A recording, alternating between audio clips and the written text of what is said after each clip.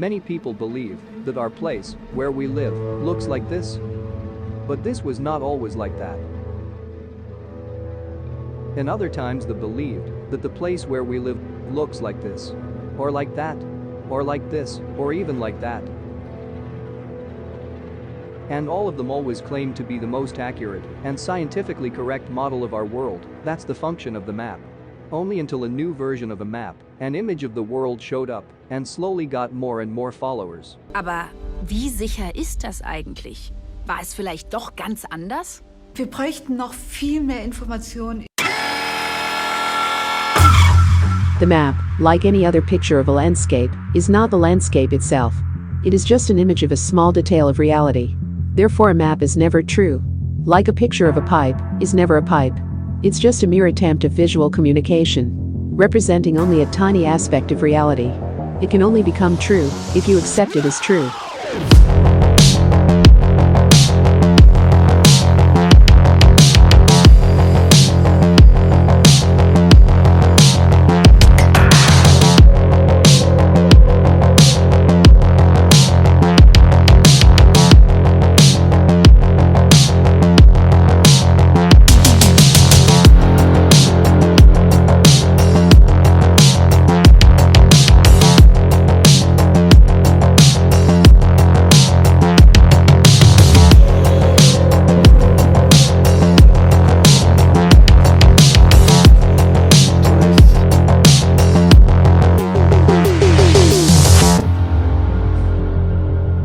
What was the last thing that you discovered?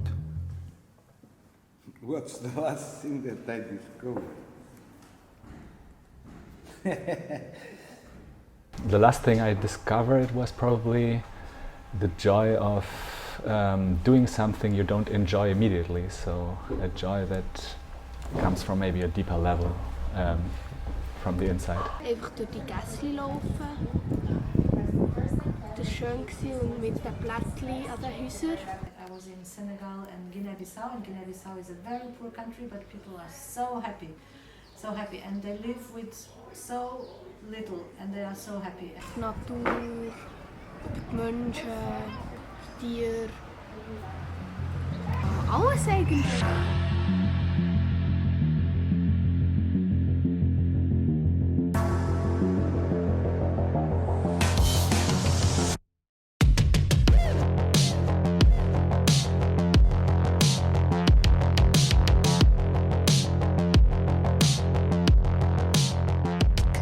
Portugal was gaining power on the seas, colonizing Atlantic islands and establishing trade with African kingdoms. By the 1480s, they found out the Indian Ocean was on the other side of Africa.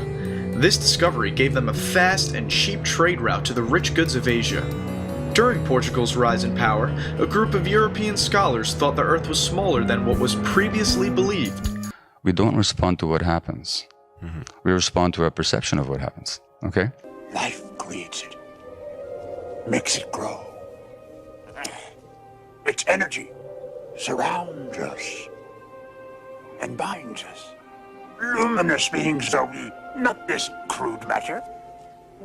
You must feel the force around you. Here, between you, me, the tree, the rock, everywhere. Yes, even between the land and the ship.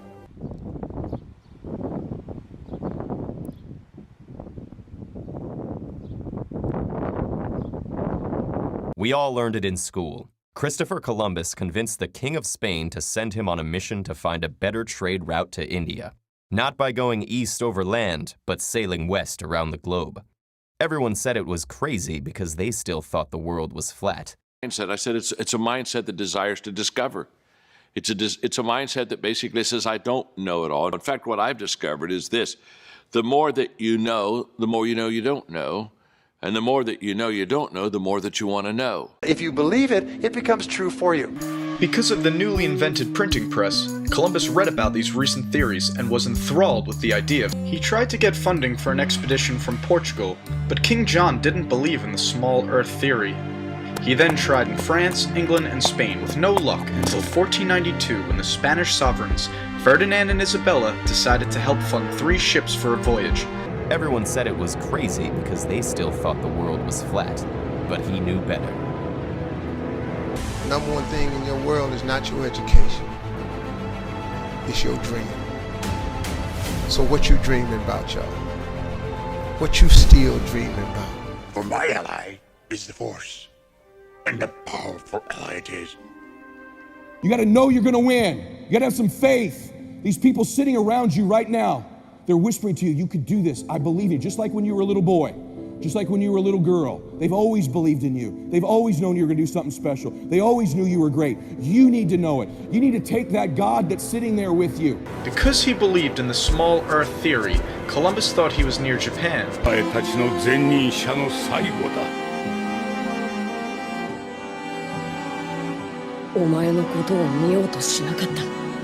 How do you do that? How do you change your mind away from fear to big, hairy, audacious goals? How do you do this thing where you become what you think about?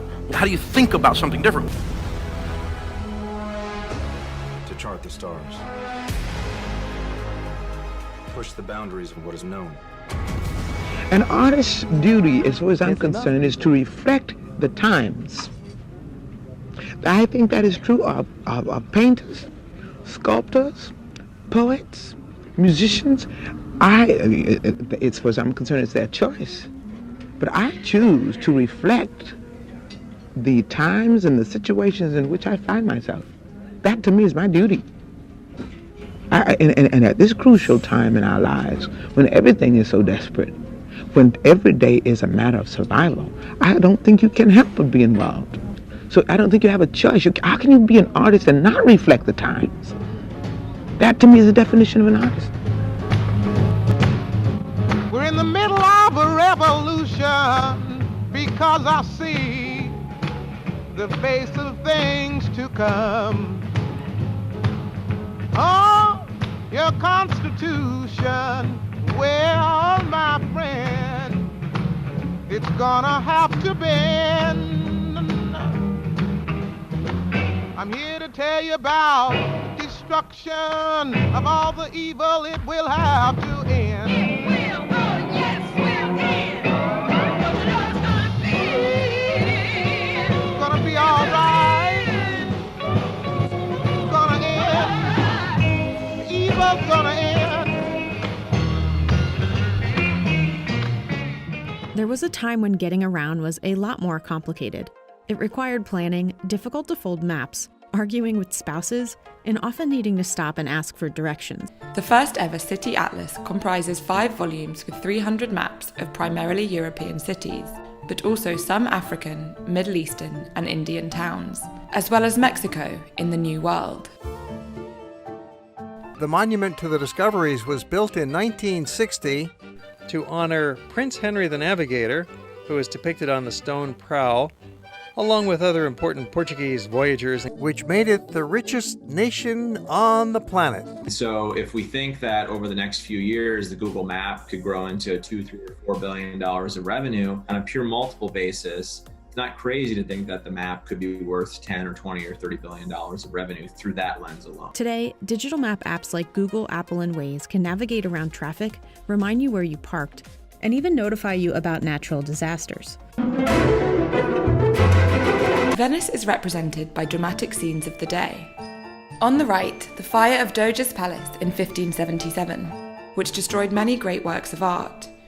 On the left, groups of fashionable ladies sporting the horned hairstyle popular in the late 16th century. When you have hundreds and thousands of people driving around, walking around, continuously updating the map and ensuring that everything in there that people see is as accurate as possible. Colours remain vibrant and extremely well preserved, and the extensive use of gold and silver make this a very special copy.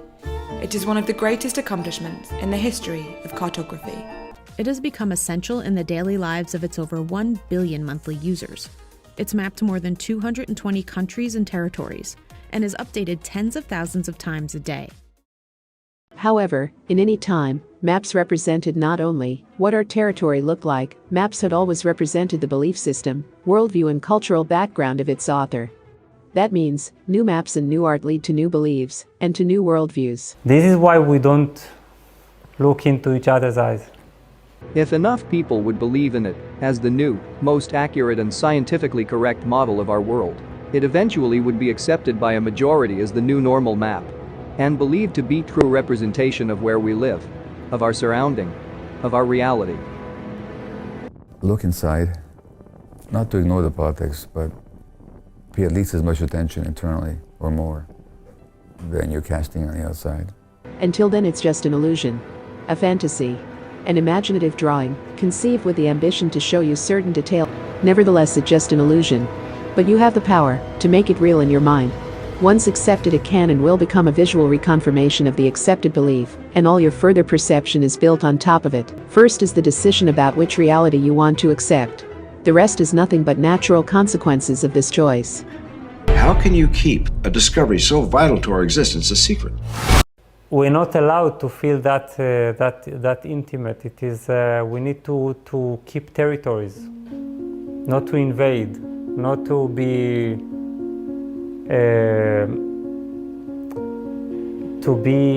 in a state of the subtlest form of lovemaking with all and everything. You see, while the whole of our culture is based on not looking deeply into the other's eyes. Why don't we look into each other's eyes? We believe that we're limited in some way. But if we believe that we are limited in some way, it becomes true for us. It becomes our belief. If you believe it, it becomes true for you. And realize that most self-limiting beliefs have no foundation in reality. You have so much potential. And what holds us back from using all of our potential is we believe that we don't have it.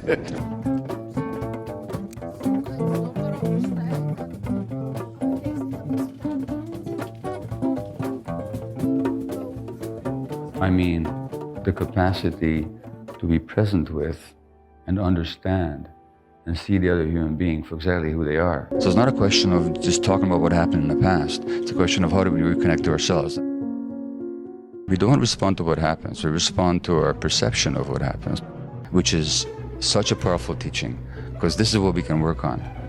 You can see yourself as the victim of the world and trying to change the world so that they won't hurt you anymore, or you can actually empower yourself.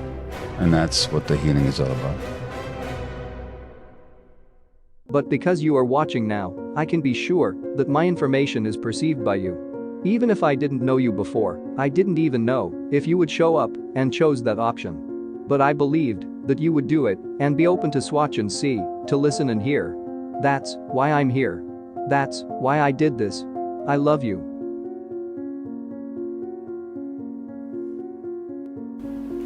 It is because deep down we know that if we looked for more than a second, we would realize our oneness. You see? And this is what we fear. It's because it is so disorienting.